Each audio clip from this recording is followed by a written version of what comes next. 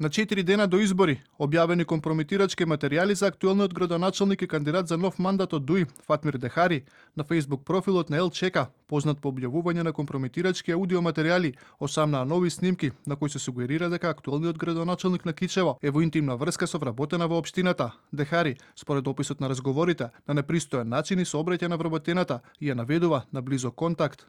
Откако Фатмир Дехари бара од општинските службеници да влегуваат во неговата канцеларија поелегантно, им вели да му седнат во скут, а кога ќе му здосадат, им вели ајде, тргни се сега и не ми се врти. Во објавите на Facebook страната се наведува и дека лица од Зајас спречиле да се дознае за голем скандал за време на училишна екскурзија во Албанија, а на која двајца професори имале интимни односи со две ученички од трета година.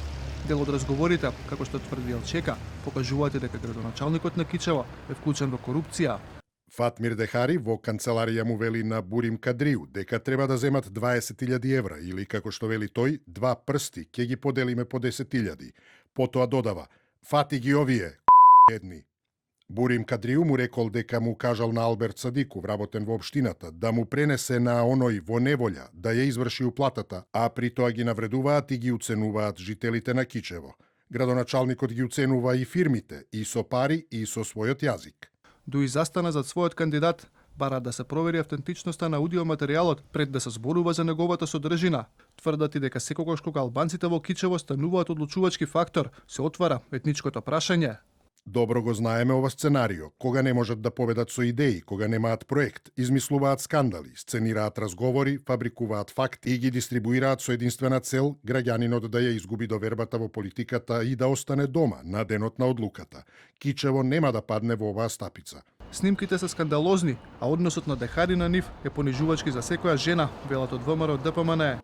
Ова е срам за целиот наш мултиетнички мозаик, за секое семејство што воспитува ќерки со почит, труд и достоинство. Зарем до тој степен е падната ДУИ, да за вакви луѓе води кампања за повторен мандат? Дали традицијата и почита кон жената за ДУИ се небитни? Која е пораката до сите жени и до семејствата?